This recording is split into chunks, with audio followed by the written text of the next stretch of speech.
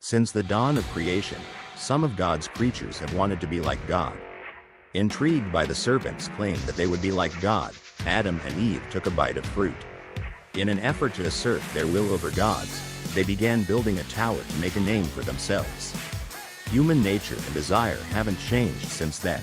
Many today realize there has been a sea change in Western culture's worldview. The Judeo-Christian worldview is becoming, or is a minority view.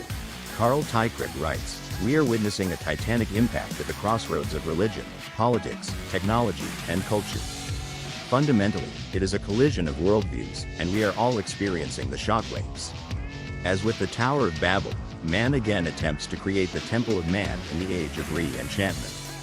Join the people of the book as Teichrib gives a guided tour of the game of gods.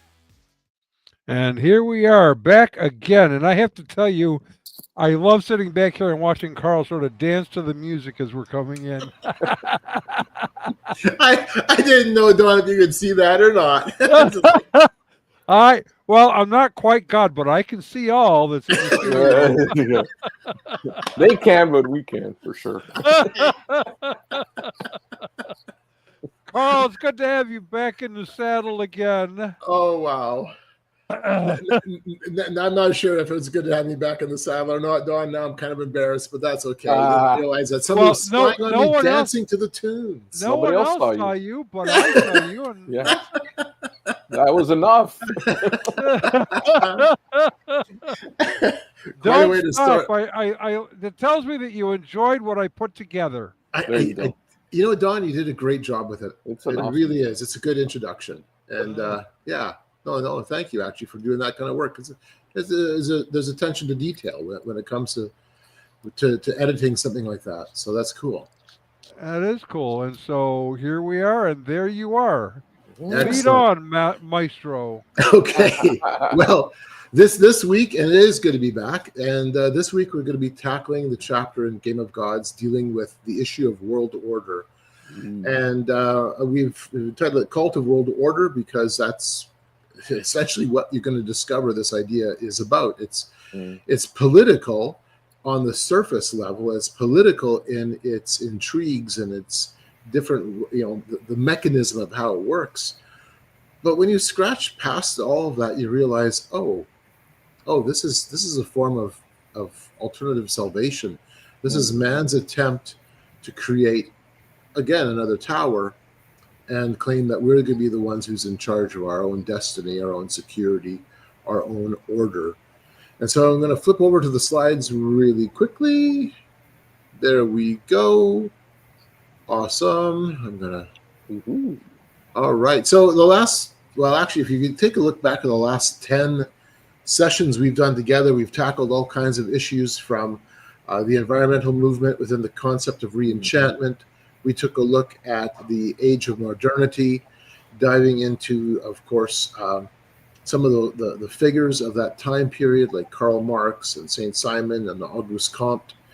And then before that, we took a look at the idea of cosmopolis, this notion of building the tower, and that the tower is always there, and we are living, at least spiritually, under its shadows.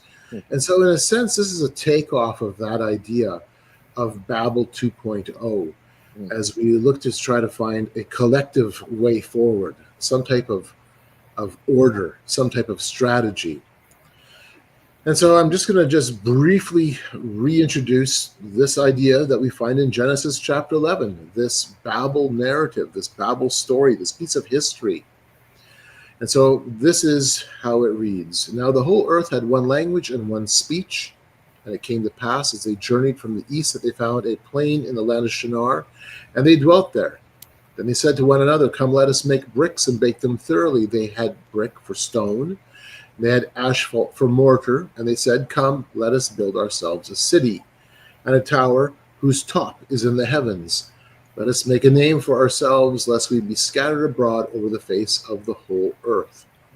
But the Lord came down to see the city and the tower which the sons of men had built. And notice, too, it's a city and a tower. It's not just a tower. We always focus on the tower, but this is, collectively, this is more than just simply one piece of architecture. Right. And the Lord said, "Indeed, the people are one, and they all have one language. And this is what they begin to do. Now, nothing that they propose to do will be withheld from them. Come, let us go down and there confuse their language, that they may not understand one another's speech. So the Lord scattered them abroad from there over the face of all the earth, and they ceased building the city. Therefore its name is called Babel, because there the Lord confused the language of all the earth, and from there the Lord scattered them abroad over the face of all the earth.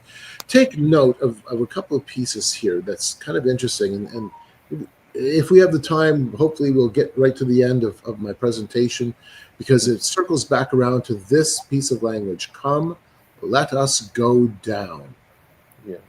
Because there's something remarkable. This is a bookend of sorts. This is the front of the bookend, or the bookcase, and the back end is Revelation, where it is, again, that same sense of let us go down. Let us bring judgment. And we see, of course, in Revelation who that is and how that is laid out.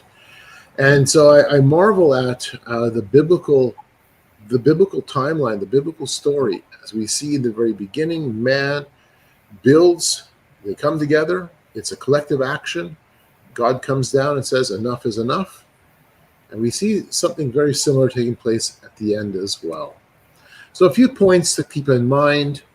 It's one original language. They have moved eastward. Symbolically, it's a move away from God in this context. They are building upwards. They are looking to ascend. It is the construction of basically a type of fortification. There's a purpose. It's not just simply an aimless project. It's not just simply to have a better view, but it's to reach into heaven and specifically to make a name for ourselves. It's a sense of fame. It's a sense of renown. It's a sense of coming together lest we are scattered again. Transliteration for verse 6, what they begin, and nothing that they propose to do will be withheld, is a sense of here that God is now bringing about judgment, because this is an act of profaning. That's the type of transliteration that comes out. This is an act of profaning. It's not simply they're doing something that they shouldn't do. This is not just something that's naughty. This is an intentional act of profaning. This is coming together in agreement. And in all this, God brings grace, because he intervenes at a specific point. And it comes out that way, that if this would have been allowed to continue, then nothing that they could imagine could be withheld. Away you go, mankind. You can pursue this to the nth degree. And no doubt, if God would have allowed that, even greater judgment would have come. What the idea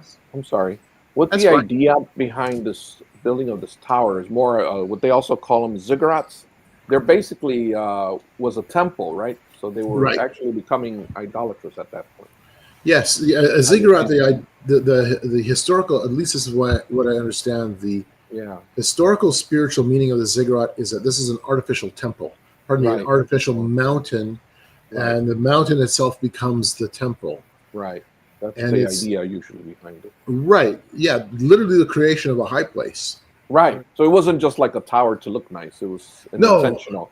It was intentional for the purpose of, we're going to worship whatever we want, and here's what we're starting. Right. And we're putting our hope in this. We're in the action that created this. And an important element that you touched on, but I want to go back to for a moment, was the whole purpose, because they had already commanded early on to what? Scatter and multiply and fill the earth. Right. They had not done that, and they were traveling together.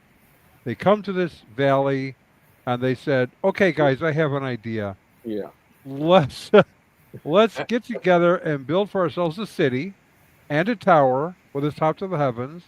Let us make a name for ourselves, lest we be dispersed over the face of the whole earth." That's an interesting statement. Right. We don't want to do that. Right. Yeah. In a sense, it mirrors what happened with Cain and Abel. When after Cain kills Abel, his consequence is to wander. It's to be scattered. Right. Exactly. And he does the exact opposite. Right. I don't want to do that. I don't want to. Yeah. He built the city, and that's his new homeland. That's his new domain. Right. Yeah. So God tells us to do something, and we say, in this case, no, Right. we're going to do the opposite. And we're going to do this intentionally Right. as a group. So there's a few interesting points that comes out of this. It's the idea of solidarity and self-naming. Now, in doing this, we define what our purpose is. Mm-hmm. We are declaring our independence from God. We are pursuing our own order. That's the essence of that. This is achieved through our unity, and we frame our own security by doing this together. In fact, if you dive into the literature on global military mechanisms through the United Nations or through NATO or through some of the other arrangements like the OSCE, it talks about you run into this idea of common security and collective security. And it's a sense of our unity our power can be exerted through our unity. And it's a type of idolatry because it puts faith in the works of our hands. Right. So we're going to take a little bit of a dive historically into the 20th and 21st century as we consider some of what this looks like. All we're doing is giving a snapshot. And of course, we have to land at what happened last week, the World Economic Forum, its annual meetings. Now, in 2024, the theme was rebuilding trust. Nevertheless, now I don't know if Audrey, if she is watching the YouTube side of it. I wish she was in here to participate because, unlike myself, this year Audrey took and monitored the entire event, all of their virtual streaming sessions. We did that together in her house and me in my house back in 2020 and 2021, comparing notes back and forth on Facebook. And then I believe she did it last year as well. And then this year she did it, and I was not able to attend this year virtually. I wish I could go there in person. The cost is through the roof. I can't, it's way beyond my ability in every respect. Nevertheless, when you take a look at what's been proclaimed over the years, this idea that we need to come together in a sense of a collective agency to manage the world in the vision that we have of it, this is what you can end up running into. Like, for an example, 2022, Klaus Schwab said, the future is built by us, by a powerful community. We have the means to improve the state of the world. I don't know, this could fit within the Genesis account of the Tower of Babel. Collectively, we come together. We make a name for ourselves. It's built by us. Yeah. We're the ones who improve the state of the world. We're the ones who improve our own order. We shut God out. It's up to us. And then one of the headlines from the WEF in 2018, one of their reports was, we must work together to build a new world order. Well, what in the world does that mean? Yeah, exactly. Like, come on. And I didn't, as I said, I did not monitor this year's annual meeting, the virtual side. I know, but that's just how it goes sometimes. Nevertheless, these were some of the main, I understand that these are some of the main themes: artificial intelligence.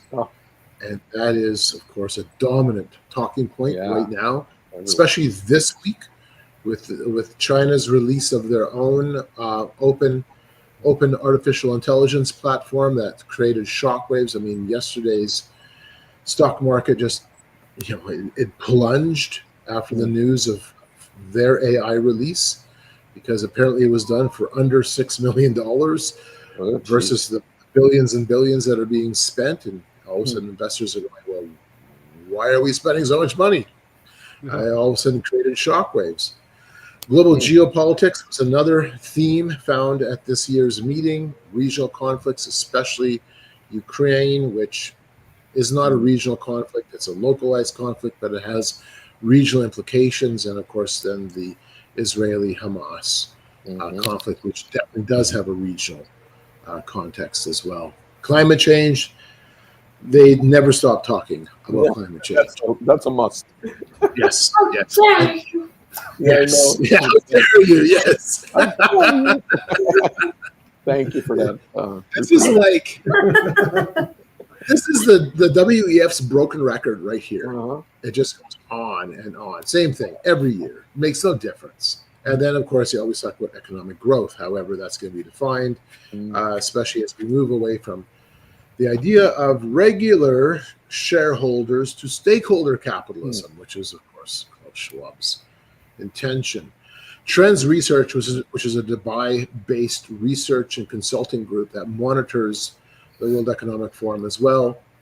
They released a statement in January 19, just literally 10 days ago or so, 9 days ago.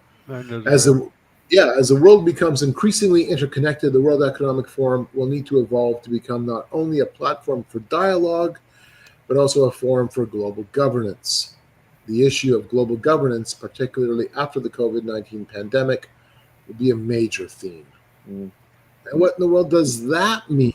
Yeah, exactly. So when many you questions. right, James.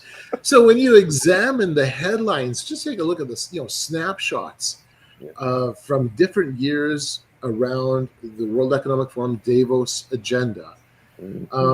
All of a sudden, you get a remarkable sense of just how self-important we are as collective mankind. Consider these headlines from their own articles. Here's why the coronavirus could be an opportunity to save the planet's biodiversity. What?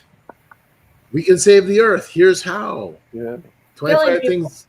Yes. Yeah. Well, 25 things we need to do to help save the planet. Yeah, reducing the population. There you go. Right. So you have this constant theme. We're the ones who save the planet. Yeah. We're the ones who are the messiahs. Killing each other. Yeah. Yeah. That's a good plan. But this was a statement in 2023 that just took the cake. John Kerry, who was, of course, at that time the Secretary of State and then the U.S. climate envoy. He's no longer the climate envoy now, as of just a couple of weeks ago. But this is what he told the World Economic Forum, and this was like, I don't know. This is how do you categorize a statement like this? When you start to think about it, it's pretty extraordinary that we, a select group of human beings, because of whatever touched us at some point in our lives, are able to sit in a room and come together and actually talk about saving the planet. I mean, it's so almost extraterrestrial to think about saving the planet. Wow, a lot of words there. Categorize it as stupid spirituality. That's one way to do it. Yes, you nailed that one. This is that spirituality in the sense that we are God here to save the planet, you peasant. Yes. And it's spirituality in the sense that we need to take care of Mother Gaia. Yeah. Yes. For reasons. Totally not because we're a bunch of egomaniacs who want power. Yep. The word that comes to mind when I think about statements like this is hubris. Oh. Which is pride that is magnifolded more than just a regular kind of pride. It is a special pride that says that we can do this. I'm in charge. There's no one else higher than myself. And not only that, we are a select group of human beings. Yeah, that one was like... Right, that's the frightening part, is that they're actually the ones who get to pick who lives and who dies. So. Yep. No humility there. What was that, John? I was just wondering if there's anybody there on the stage with any humility, any Thomas Jefferson type of figure who actually looks for freedom, or is this just a bunch of I want to control everything type of people? Javier Milei? Yeah.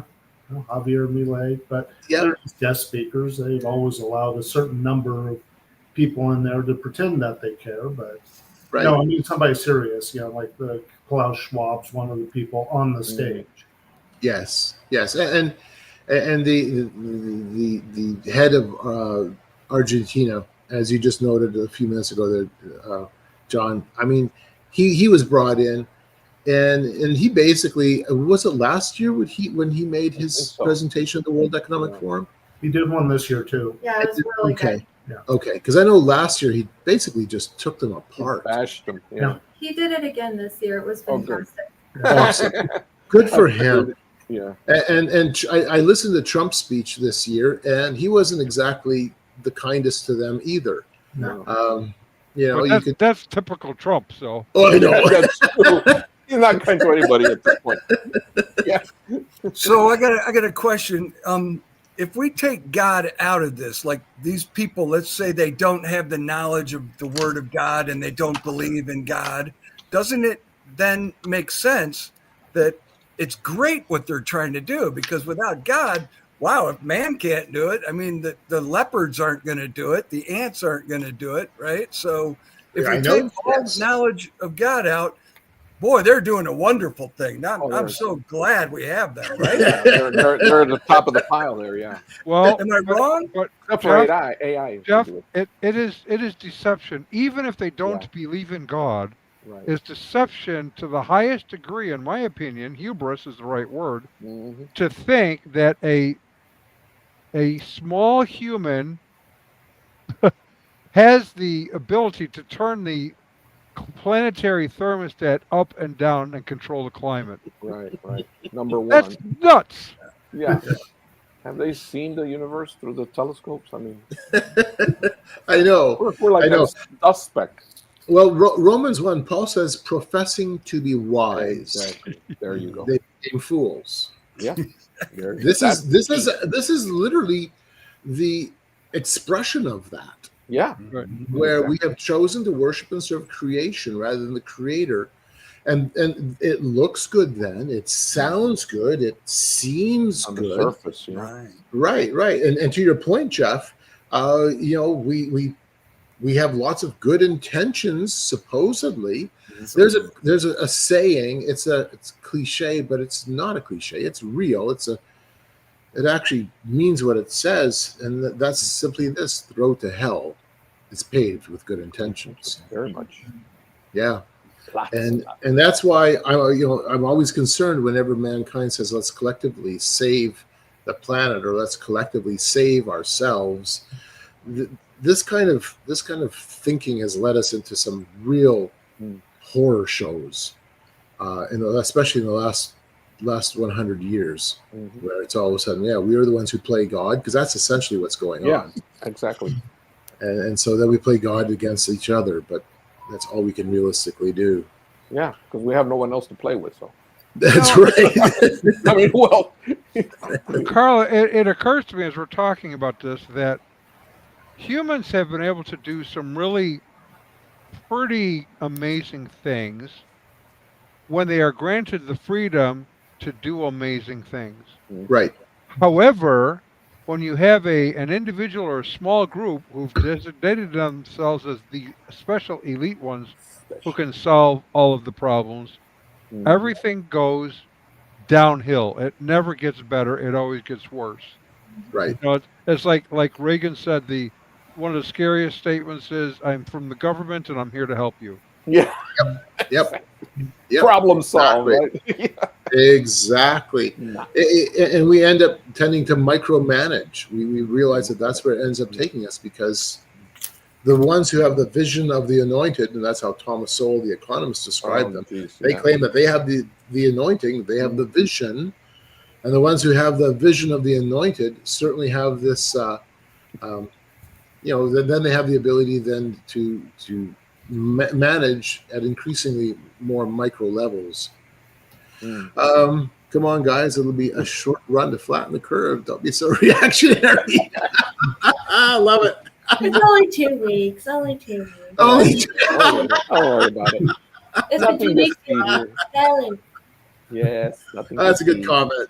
Awesome. No, I also had a question for you, because on your list you had artificial intelligence. Does that mean the leadership are artificially intelligent? Probably starting from the top, yeah. Okay, back to the slides. Sorry. Oh, man, we'll go back to the slides. There we go. So much fun with this. Yeah. So this isn't a new idea at all. Not one bit is this a new idea. Now, in fact, when you go through Game of Gods, you realize I've got a section in there where I break down how this is something that's been circulating in the minds of men for literally generations, including centuries. But in the terms of the 20th century, World War One really begins to ferment this concept of we need some type of world order, some type of collective agreement. It was already there before World War One. Certainly, in fact, in the late 1800s, from the 1893 Parliament of the World Religions, and then to the 1899 introduction of the Hague process, there was a sense that the world is going to come together, and this is how we build heaven on earth. Yeah. And so Nicholas Murray Butler during World War One, and for those who may not know who he is, I realize his name probably doesn't mean anything now, but in that time period, Nicholas Murray Butler was the president of Columbia University. He was also the person who was probably the most responsible to help Andrew Carnegie figure out and work through his idea of creating foundations, which set the stage for today's modern philanthropic movement with foundations and tax-deductible organizations. But he was Mr. International. He had the ears and the eyes and the attention of prime ministers, kings, and presidents all over. A very, very powerful individual. If you would take the time to work through the influence he had, it was remarkable. So this is what he said in 1914, because, of course, that was when World War I began, 1914. The time will come when each nation will deposit in a world federation some portion of its sovereignty for the general good. When this happens, it will be possible to establish an international executive and international police, both devised for the special purpose of enforcing the decisions of the International Court. Then the next year he said, the old world order changed when this war storm broke. The old world order died with the setting of that day's sun, and a new world order is being born while I speak. For those who think that the phrase New World Order cropped up with George Bush Sr., no, and no. It was used far, far before then. In fact, the furthest I can trace it back to is the use of it by the founder of the Baha'i religion in 1873, I believe, is the first time I can trace it. The furthest I could trace it back to. I can find something similar in the writings of Karl Marx, but that specific phrase with this idea of collectively coming together for one world is front and center actually within the Baha'i faith.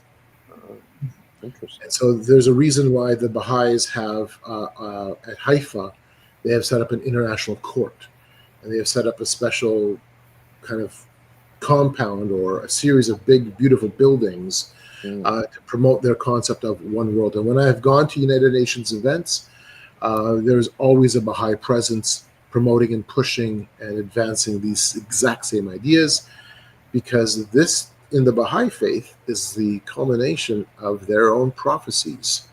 Very interesting. Yes. So during and after World War I, there was a push within the Christian community, especially the social gospel movement, that this was a move towards international righteousness. That was the language that they were using, the social gospel movement. And so the idea of world order was framed as a Christian duty. It was the Christian's responsibility. So Frederick Lynch, who was a part of eventually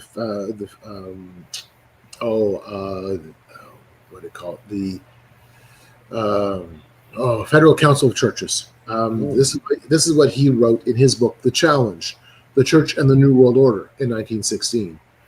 He talked about how Christians must band together and form a compact or a League of Nations or some sort of United Nations of the world. Baptist minister Samuel Batten in 1919, in his book, The New World Order, I mean, that's their titles. Wow. Yeah. This predates George Bush considerably. Oh, much. Considerably, yeah. Baptist minister Batten said this: if there is to be a new world, it must come first of all through a new spirit of the nations. There must be created an international mind and conscience. I think we've gone there already. Men must learn to think of humanity as one family and to have a world patriotism. World patriotism must be a faith. International peace must become an aspiration, a religion, before it will become a reality. Ouch. And so as you go through the literature of that time period, taking specific note from the Christian community, and especially the social gospel side of it, This language is, well, it's all over the map. You see it routinely.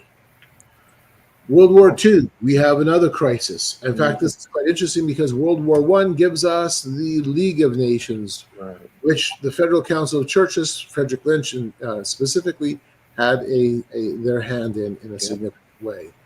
World War II brings us, of course, the United Nations, but World War II really cements the idea within the churches how important it is that we now push for world order, this international righteousness. This is from one of the Federal Council of Churches documents. The ultimate requirement is a duly constituted world government of delegated powers, an international legislative body, an international court with adequate powers and adequate international police forces, and provisions for worldwide economic sanctions. The Methodist Council of Bishops had a crusade for world order. The Northern Baptist Convention did the same thing. During the 1940s, there was a rise, almost an onslaught of organizations that sprang up around this idea of the united world, world order, global government, that type of thing, world government. And by the time the late 1940s comes around, a lot of them coalesced under one movement called the United World Federation, and I believe that's what it was. And then it morphed to become the eventually become the World Federalist Movement. So a few statements from Christians. Oh, and by the way, these events, these organizations that formed these ideas of world order, they were mostly membership-operated organizations and would often have tens of thousands of members. Ministers, judges, police officers, school teachers. It was not a hidden thing. It wasn't conspiracy by any stretch of the imagination. This was the flavor of the 40s and 50s in the reality of what took place during World War II. So in 1946, the Southern Baptist Convention, at their annual meeting, issued a special statement on world peace. We believe that the goal of peacemakers must be a world organized on the Christian principles of order and justice. We further believe that in the field of international relations, such a goal can be accomplished only by some type of world government. Accordingly, we recommend that Southern Baptists endorse the principle of world federation. Naughty. So it's interesting how we now describe this as like a conspiracy on, it's not. It's the flavoring of the world in the shadow of Babel. The 1950 Methodist Convention, their National Conference of Methodist Youth, released this statement, that they stand for the relinquishment of sufficient national sovereignty for the establishment of lasting peace and the eventual development of effective international cooperation in the form of democratic federal world government. It kind of sounds like, especially like the 1946 Southern Baptist Convention, it kind of sounds like the Seven Mountain Mandate to some extent. Yeah. It's like, we're going to get all this power and influence and money and all that. Change the world. Technology was kind of different, but I can see where you're saying. Yeah. You're right, MJ. In a twisted way, I think you're right. It does fit. In the 1940s, it's social gospel ministers for the most part pressing these ideas, especially the Federal Council of Churches, under the leadership of John Foster Dulles, and it's a sense of we're the ones who are going to create this new culture, this new political culture. Because the heathen can't do it. So that's right. Because Christian can do it. One of the interesting things that we sometimes miss in talking about this, we're talking about kind of the left side, the socialists, and what they're doing, and we sort of forget that we have G.K. Chesterton. Yeah, he was Catholic, but he was writing apologetics against this thinking. Yeah. Yes. We had J. Gresham Machen, 1923, basically saying, okay, the liberals might be religious, but they're not Christian. So they were getting pushback. Sure. The Southern Baptist Convention over the years is interesting to me to watch them. About every 30 years, they swing back and forth between liberalism and conservatism. Yep. Whoever comes into power and takes over the presidency and the colleges sets the tone for the denomination for 30 years. Makes sense. Yep. Don, that makes perfect sense. Wow. It really does. C.S. Lewis, in his book Abolition of Man, Right. was a pushback against this technocratic world order type thinking. Right.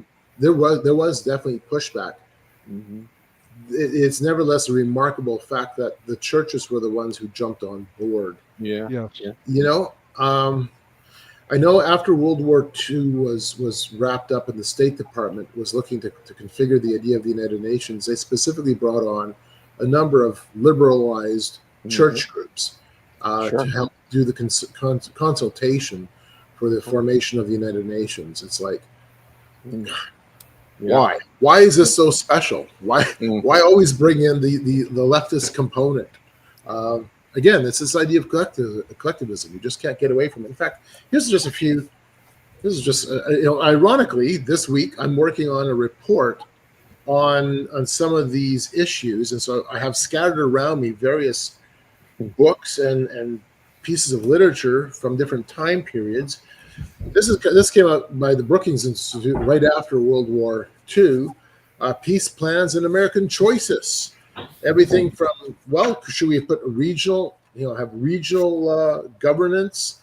The idea of coming together with, the democracies forming their own union or some other regional arrangement. Should we revisit the idea of the League of Nations, or should we have a stronger association? This was published actually in 1942. Wow. Or should America just go alone and do it alone? In fact, there's an interesting picture, if I can quickly find it. Hang on, there we are. Or should it be, or should maybe one country? One country, one government. Oh my, what a concept. Yeah, interesting. Never So heard that that before. was quite interesting. Yeah.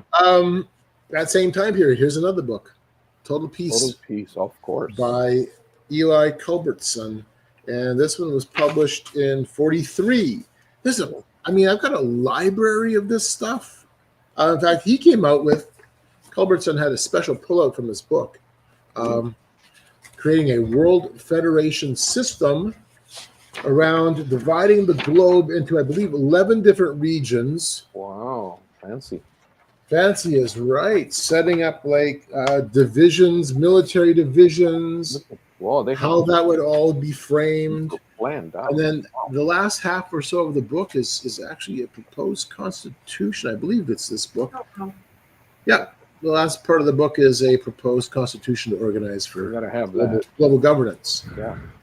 I don't know if you guys have read the books or seen the movies, but is anyone else getting Hunger Games vibes? Pan Am. Yeah, well, all you need is the games to start. So, they kind of have, but that's right. And then, I got another comment. I'm playing the other side of it. Yes, good. It's kind of like, if you were involved in the church back then, you're coming out of World War I, World War II, and they're thinking great intentions. And then the Christians are like, let's get more people involved with Christianity and follow the Lord and get the whole world on board with the Lord, So it sounds great, good intentions, right? But so what are we saying? There's no hope that anything like that could ever work, right? That's what we're saying. And we know now, because we have more history, and we look back and we say we can't hope in man doing this. We have the Bible, we know how it ends. And so it's very difficult, right? Poo-pooing their idea of their good intentions, looking at it. And we sit here down the road saying that was terrible. But maybe we would have been on board back then as Christians. I don't know. Can you see that point of view? Oh, absolutely, Jeff. In fact, I do understand how people will jump on board with this. Sounds good. I can totally get that. I mean, you've just come through the most, especially World War II, the most horrific conflict in human history. 50 million people have died. Nations have been obliterated. Cities have literally vanished.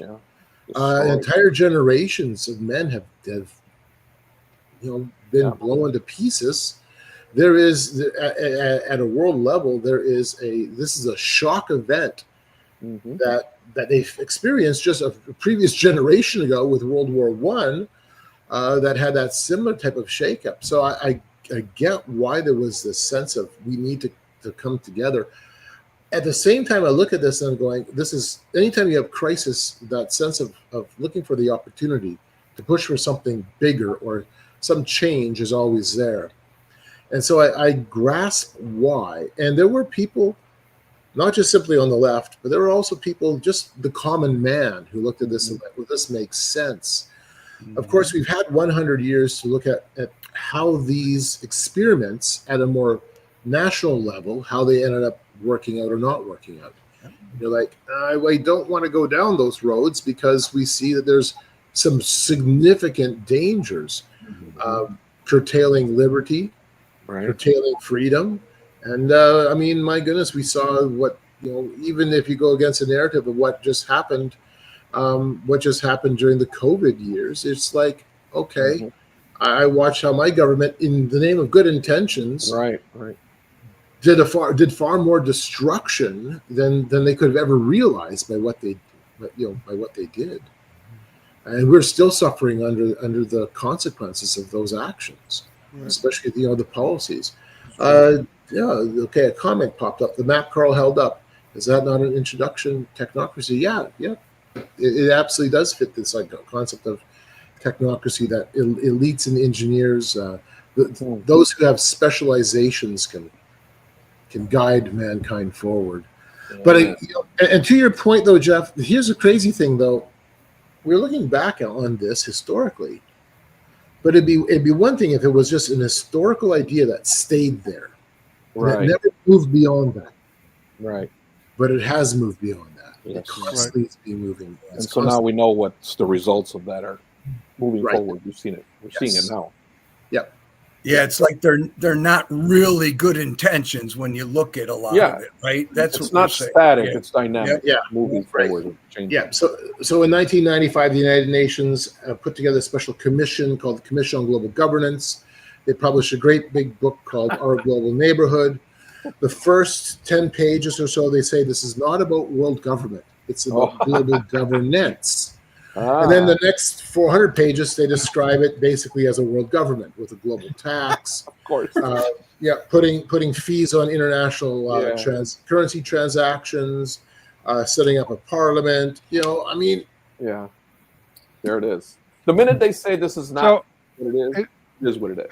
It's kind of like the bait and switch, right? Is that kind of like, these are not the droids you're looking for? Right. They're gaslighting us so much they could just single-handedly light up the whole world for a few days. Yeah, of course.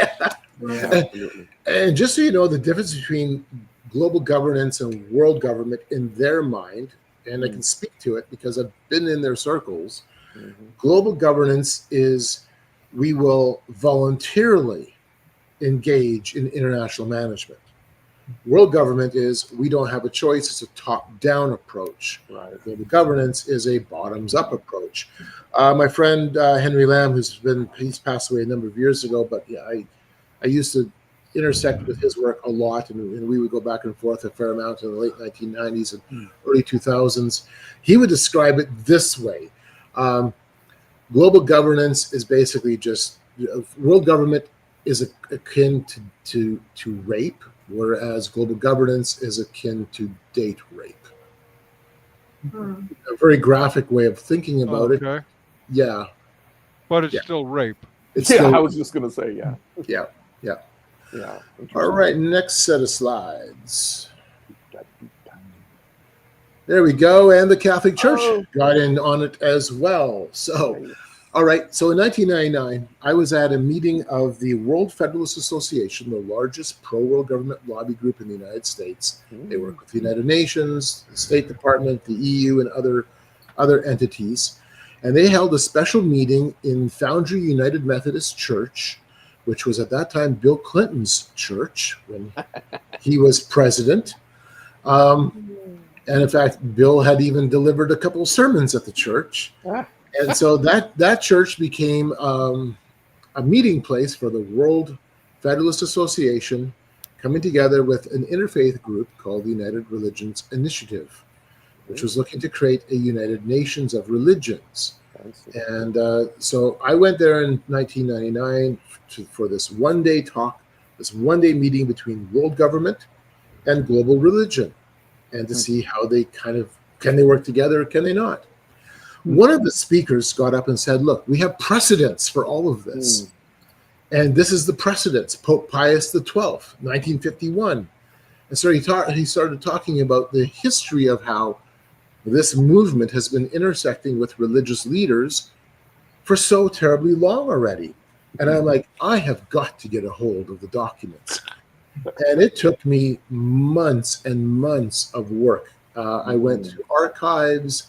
Eventually, I found the full speech at an archive at a major, I'm not going to say where, but at a major Catholic seminary in the U.S. Midwest. And so in 1951, we'll just jump back to that slide real quick. Sorry about that. In 1951, the World Movement for World Federal Government met with Pope Pius XII for their Rome meeting. And this is what Pope Pius XII told this World Movement for World Government. Your movement, gentlemen, has a task of creating an effective political organization of the world. There is nothing more in keeping with the traditional doctrines of the Church, or better adapted to her teaching on the rightful or unjust war, especially in the present world situation. An organization of this nature must therefore be set up. And, it's interesting. If you take a look at what the current Pope has said and the previous popes have said, even John Paul II, they've all made references. In fact, you can find references going back to the 60s of the need for creating some type of legal political authority with teeth. That was Ratzinger's comment, that it was going to be with teeth. And here's just one more example from the perspective of faiths interacting with this notion of world government. So if you were a pastor in the United States in the 1950s, you might have received a special bulletin sent to you from the United World Federalists. And it was to advocate for a world government Sunday. And the picture you see is an actual, I went into the archives of the World Federalists and I found this wonderful little nugget. And so in Southern California, 500 church leaders were asked to deliver sermons on emphasizing the need to undergird any attempt of world government with sound faith and to use scripture passages just like Jesus prayed that they would all be as one. Sorry about that. Talk about out of context, but anyway. Wait a minute. I'm totally on board. I want. Yes, I know you are, Jeffrey. Go ahead, tell them why. and what is interesting, though, if you're going into some of the literature, and I've got some of the other papers, is they're saying to the pastors, shh, don't say this idea came from us. Make it yours. Make it your own. Wow. So, yeah. Ooh. So, and, the idea is circulates in all kinds of different areas and in different groups with different people. So Winston Churchill in 1947, after the war, Winston Churchill really advocated this notion of world order. And in one of his speeches, he said this: the creation of an authoritative, all-powerful world order is the ultimate aim toward which we must strive. Unless some effective world supergovernment can be set up and brought quickly into action, the prospects for peace and human progress are dark and doubtful. And to your point, Jeff, why you'd be going, no, we don't want to go down that road. When you read, authoritative and powerful world, no, thank you. I'm not signing up for that one. Not interested. Yeah. Few words. Bertrand Russell, probably the most influential humanist philosopher of the last century, was a strong advocate for world government. In fact, the humanist movement was very much in favor of this notion. So this is from his book, The Impact of Science on Society. I do not pretend that birth control is the only way in which population can be kept from increasing. There are others. War, as I remarked a moment ago, has hitherto been disappointing in this respect.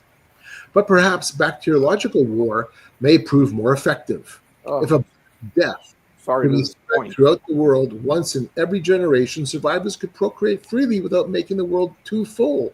There would be nothing in this to offend the conscience of the devout or to restrain the ambitions of nationalists.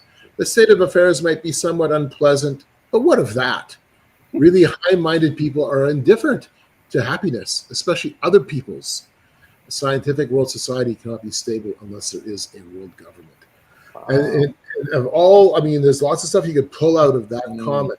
Tell me about it. But the one that really nails me is this one. Really high-minded people are indifferent to happiness, especially other people's.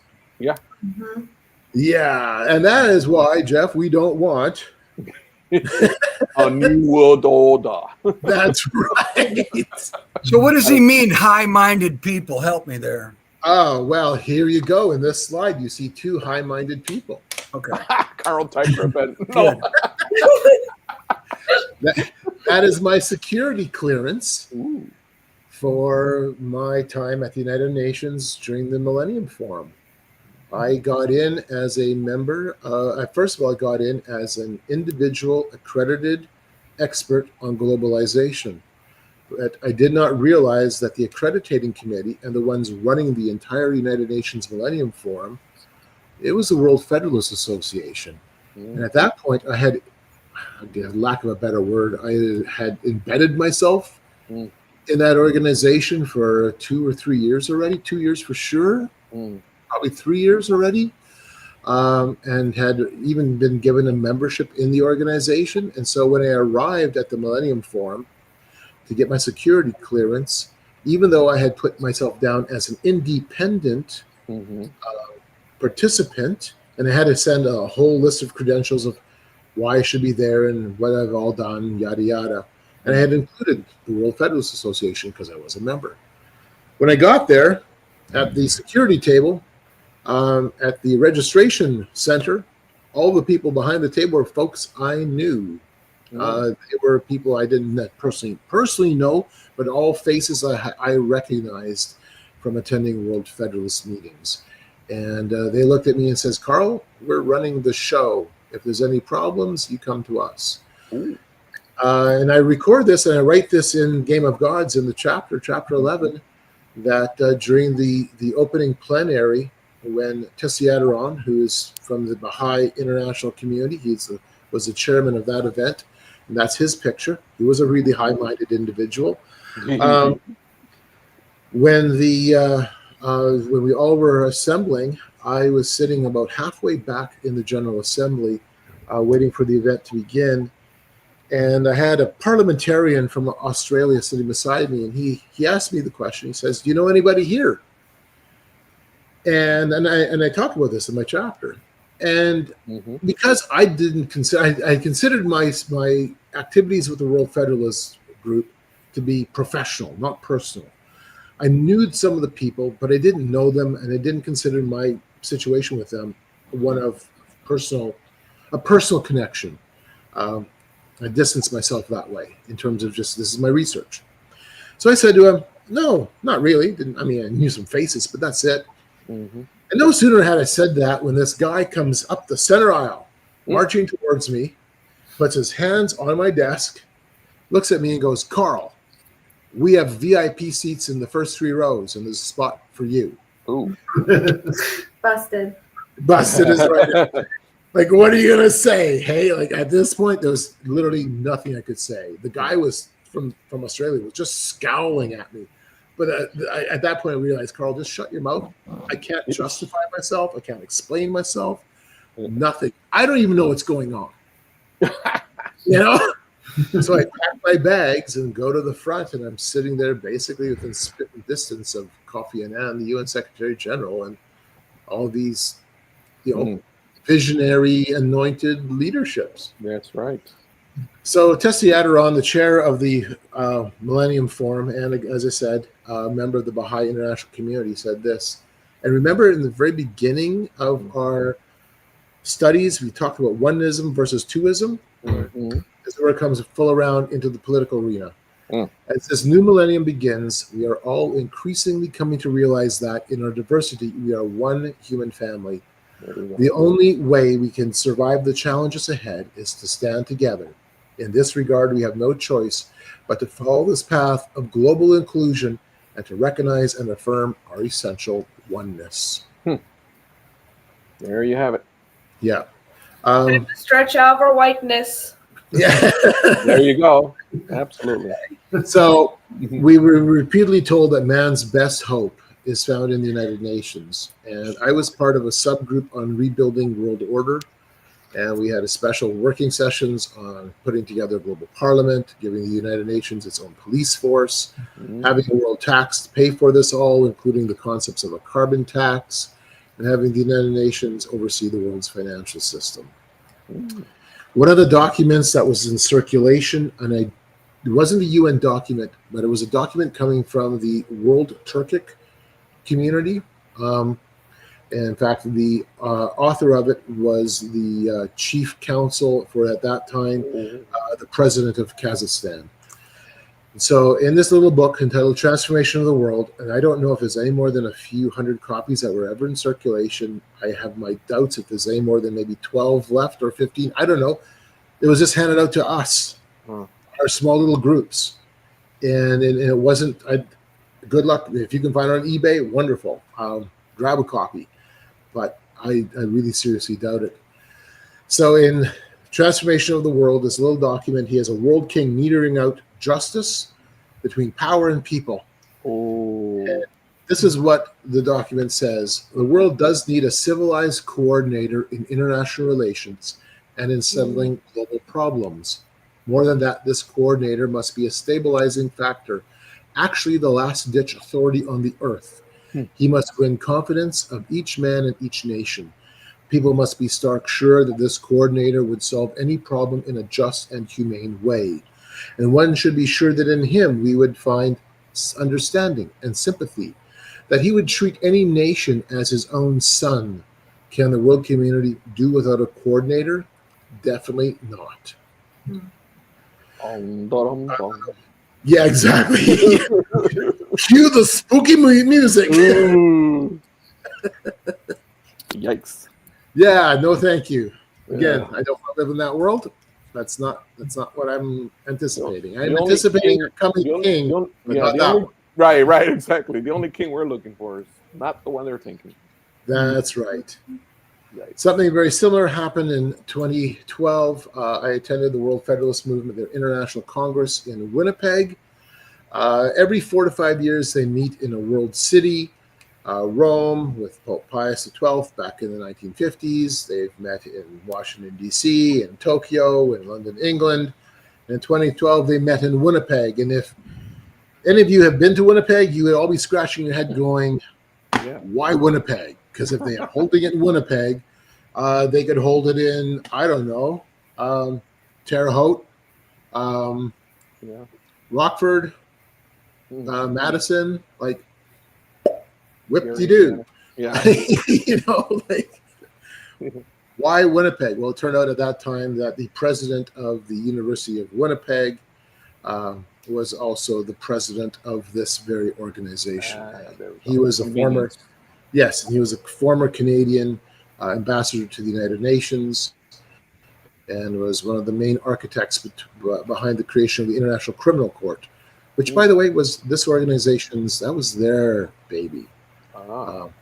So when I talk about the International Criminal Court, that was, I know the background, I know how it was created, specifically by this organization, and there's some crazy stuff. I can't get into it, but some really crazy end run around national sovereignty, even within the Security Council, to make this work. It was nuts. But in 2012, they met in Winnipeg, and their constant talk was, we have to unite before we destroy each other. And they had the same language that we had at the United Nations Millennium Forum, the same ideas, world order through world parliament, give the United Nations its own military element, have all of this waiting in the wings for the next world crisis. So it's interesting with COVID, it's becoming a world crisis only a few years later. The Prime Minister of Gordon Brown, the former Prime Minister of the UK, in 2020 came out right away, I think it was in the Telegraph, saying we need a world government to manage COVID. Like, can't get away from Babel. No. So this is one of the was one of the handouts we received at the 2012 event. We are all working to, following the paths of good intentions to get to the mountaintop called World Federation. All roads lead to heaven. That's right. All roads lead to heaven. All roads lead to the top of the mountain. Top of the mountain. Yep. Our artificial mountaintop called Babel. And so we have related activities in the background, education, world citizenship movements, raising the consciousness of humanity. But then driving this forward is wars, disasters, crisis. Here are the 4 roads that they potentially could see. Transform the United Nations. That was what was anticipated last fall. It didn't happen the way they had anticipated. Nevertheless, that's still on the radar. Integrate the regions of the world. One of the things that's happened here in the last couple of weeks is, as Canada has to wrestle through, what does it mean to be a nation now with Trump at the helm in the United States, and the constant talk of tariffs, and the constant talk of being the 51st state, or maybe you guys will be the 11th province. I'm not sure which way to look at it yet. Yeah. Yikes. There's been a considerable amount of talk, at least this side of the border, that maybe what might be coming is some form of North American Union. That we'll look at some type of integrated economic union like the European Union, or maybe some outright type of structure, regional structure. So this idea of integrating the regions, making regions, and then building off of that, that's actually a fair game conversation. In fact, this is far-fetched at all. Right. It's an old idea. This is 1973, regional politics and world order. We create regions and then integrate the regions. So that's the thinking. And then, other ideas, creating a world constitution. There's already there are dozens of those floating around. And there's been 3 or 4 very serious ones that have been floating around. It gives you a sense of this is not just a nutball idea. Yeah. This is hard thinking, and it's been in the works for a long time. A lot of thought put into all this stuff. Yes. And effort. It's hard thinking. That the dilemma, I think, comes down to this: is they start off with something that may be an okay idea, but then as they work on it, it becomes a one world leadership dictatorship. Yeah. So if you think about, I don't know, an organization like Evangelical Missions to Non-Christian Religions, we are an organization that cooperates together, but each organization is autonomous to the other one. Right. So we have benefits of being members, but they do not dictate policy to us other than things that we agreed on when we first began. The same can be done with nations. So if the U.S. and Canada devise some agreement whereby they will work together, that doesn't mean that they become one. We don't become one entity. One entity right, that's governed by one person. Right. But we are separate entities working under a common framework. There you go. Yeah. So wouldn't that be where you were talking about governance versus government, one world government? Right. There still are trade-offs anytime that happens. In fact, if you want to see an example of trade-offs, the European Union is a great example. Yeah. Exactly. Where the trade-offs become, right down to the managerial level over what to do with farmland. Yeah. And all of a sudden you're going, well, okay, national sovereignty actually does mean something, because you should be able to step away from that if it damages your local population. And some did. Yeah. So that's what hurt the EU. Is it started out as an okay idea that we have cooperation as nations on areas that benefit all of us, but when they started stepping in and saying, okay, we're going to manage your farmland production, that's not a good idea. No. That's why we need that king. That's right. Amen. So much of this is theoretical, but it's theoretical that actually lands in the world of policy in some way, shape, or form. Or at the very least, even if it doesn't, it demonstrates the continuation of a worldview. It demonstrates a continuation of a big idea. That idea beginning back in Genesis chapter 11. Yeah, and it all reflects back to man's heart. Yes, it does. We'll flip back to the slides, and we'll be looking at wrapping this thing up pretty quick. I realize we're over an hour now. Okay. So my friend Olivia Chance, who was my intern that summer, came with me to this event in Winnipeg, and this is what her takeaway was. And I published this in my book.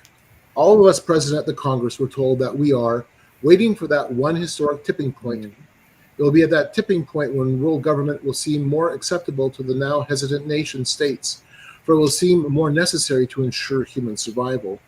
I can't help but view this with horror and confusion. Horror at the thinly veiled hope for crisis, and confusion at the mixed message this sends. As the week unfolded and I heard more and more references to the need for a crisis in order to unify, I realized that the leaders of the World Federalist Movement were very aware of the same issue I was. In our efforts to unite, we may have to destroy each other. Right. And that's the problem. So, I mean, it gets pretty nitty-gritty sometimes. So the World Federalist Association, the U.S.-based national group for the international movement called the World Federalist Movement, now they call themselves Citizens for Global Solutions, issued a statement on Russia's invasion of Ukraine back in 2022. We must transform the United Nations. Again, talking about crisis, now we have opportunity. We must transform the United Nations from a confederation of nations to a united federation of nations, with the ability, through the vehicle of a world constitution and a global legislature, to create and enforce international law in order to eliminate war and nuclear weapons, protect universal human rights, save our fragile global environment, and cooperatively manage global pandemics. It is time for all of us to demand this better method to govern our world. Again, it sounds grand. It sounds great. Look what we're going to do. Finally, actress Jean Stapleton, like many others in Hollywood, supported this idea of global governance and specifically world federalism. Walter Cronkite was a closet world government supporter, and then in 1999 received the Norman Cousins Global Governance Award from the World Federalist Association. I actually have my invitation papers to that event still, way back when I had really embedded myself deep into the group. So actress Jean Stapleton puts it this way, and this to me is the most telling statement of all, because it reflects really the heart of this. The goal of the World Federalists is peace through unity of government. There's the good intentions. We must support their vision of oneness in diversity. There's that oneness issue. For it is the salvation of humanity. Bang! We just landed right there on what this really is. That is an alternative salvation message. So when all of a sudden you hear talk online of coming world government, or all of a sudden some politician comes out like they did during COVID many times saying we need to manage the world, we have to save the world. Don't look at it as a political event or a political goal.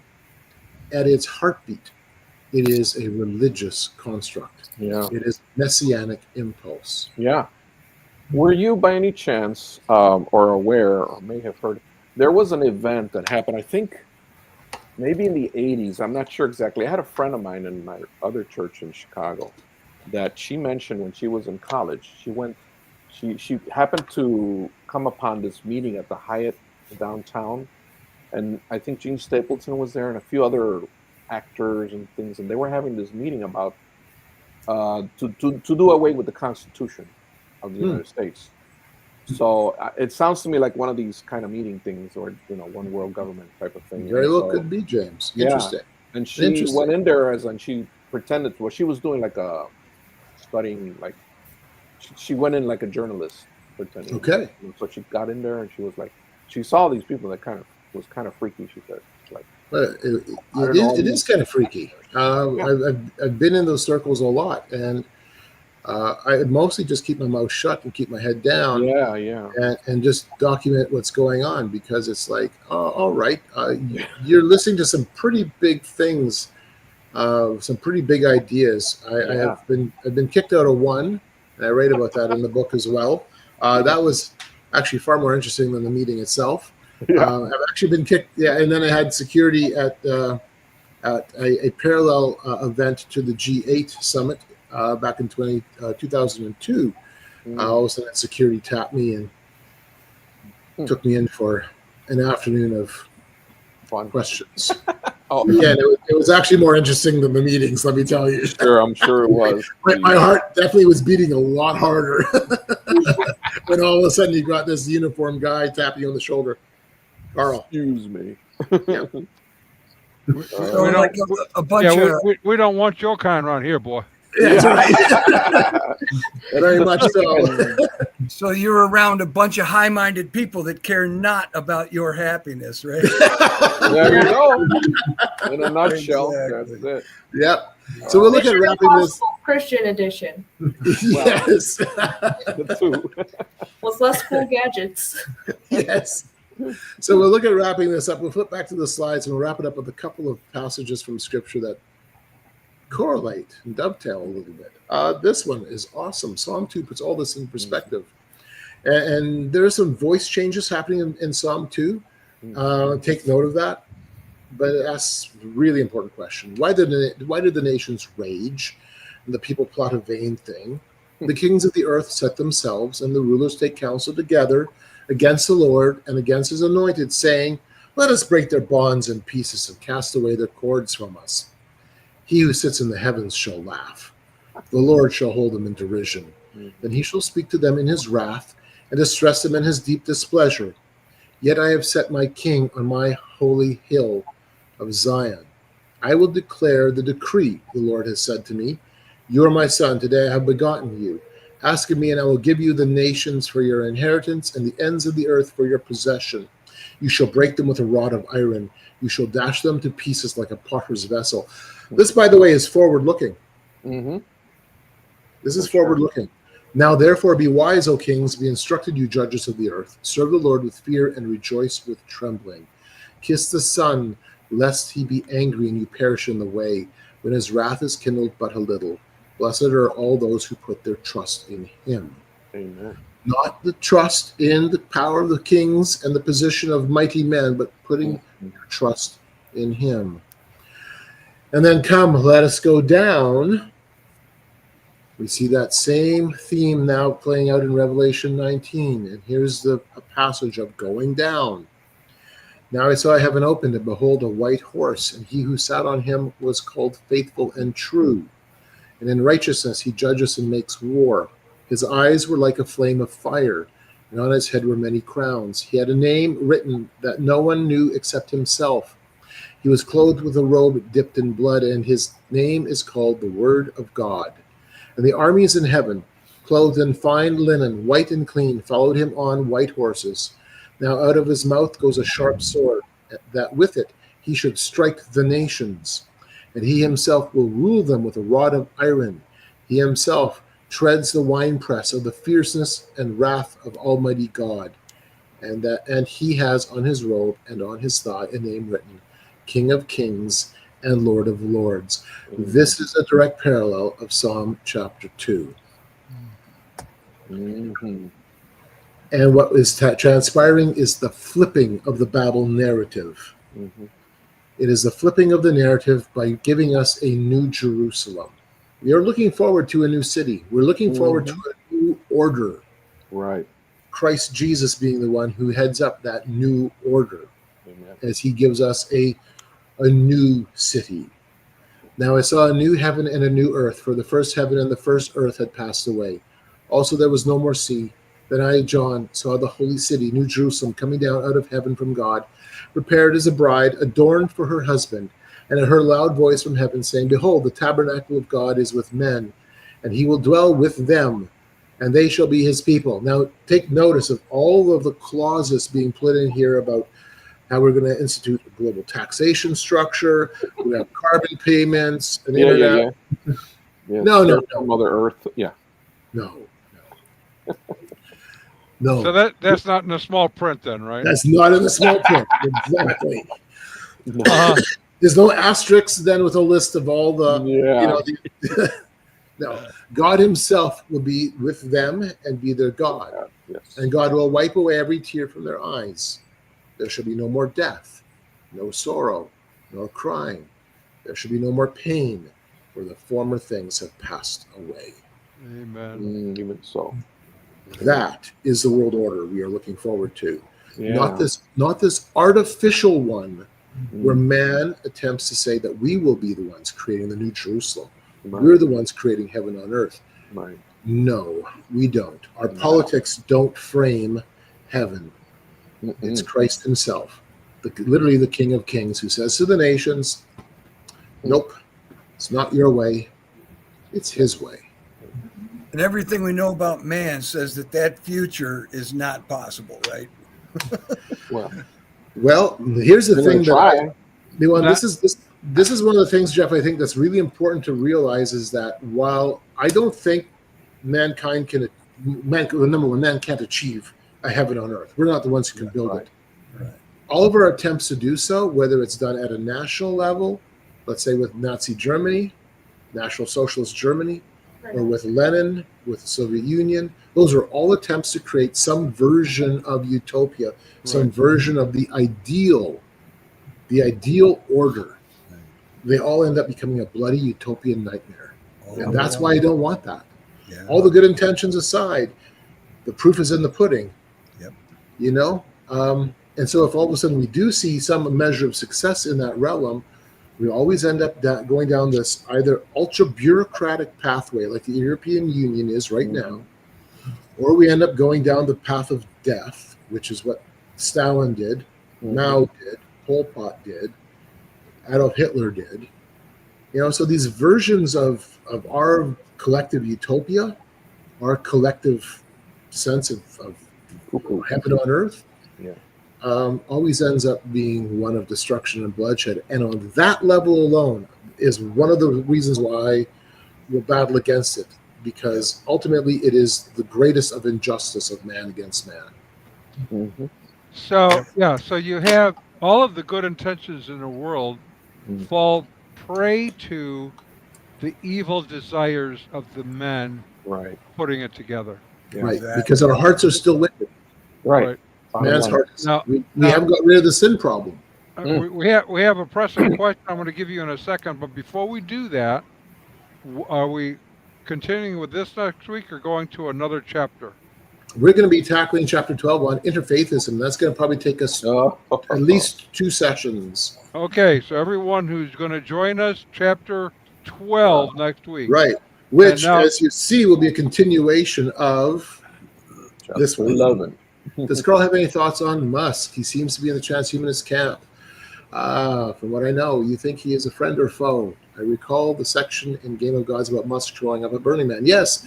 My thoughts on Musk.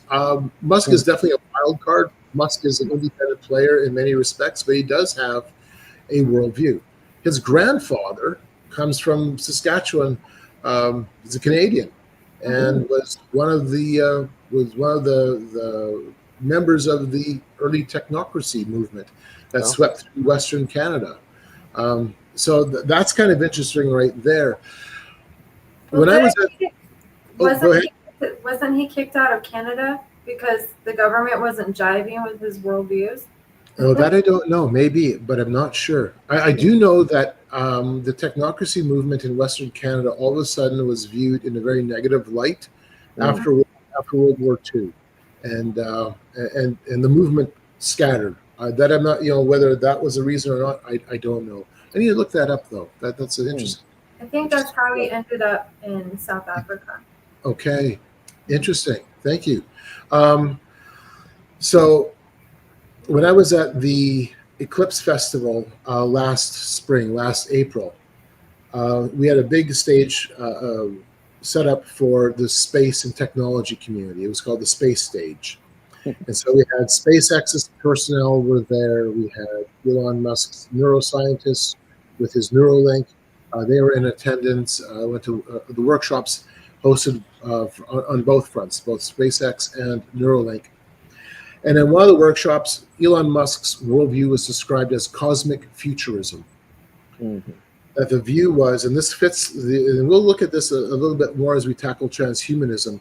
This fits the ideas that came out of the late 1800s by the name of a man's name by the name of Nikolai Fedorov. And Fedorov was a strange fellow who combined, he was a librarian, he combined theosophy, esoteric sciences with Eastern Orthodox Christianity, Darwinian evolution, and this new hope in the future of technology, because that at the time was, we saw technology really arising, and that mankind would at some point transcend his limitations, go into space, and by conquering space would demonstrate that we have the ability to conquer death. We have the ability even maybe to resurrect the dead. That the future was in our cosmic evolution. Yeah. The Soviet cosmonaut program was birthed out of the intellectual ideas that Fedorov gave. The early cosmonauts were followers of Fedorov. Musk, and actually the whole transhumanist movement in many ways, is a product of Fedorov's thinking, this cosmic futurism. And so Musk fits within that framework of a cosmic transhumanist futurist.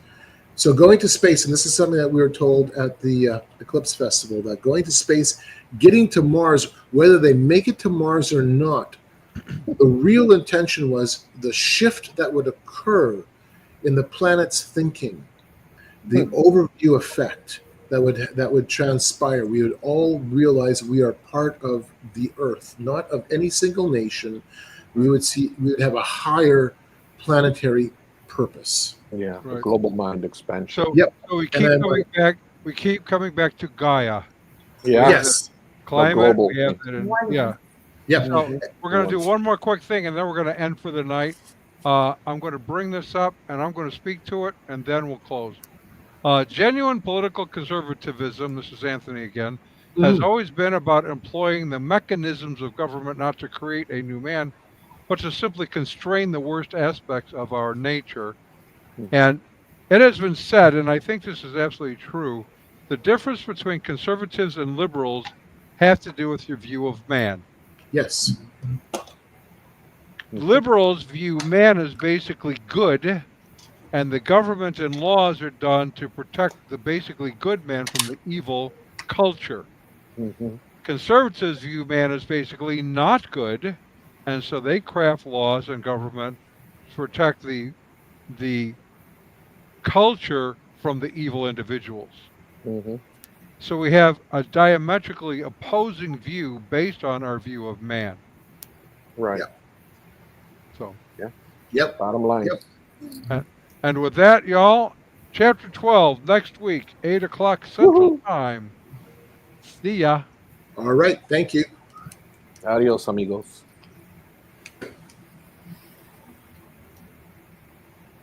There we go. Oh, we're happy to dawn. He disappeared.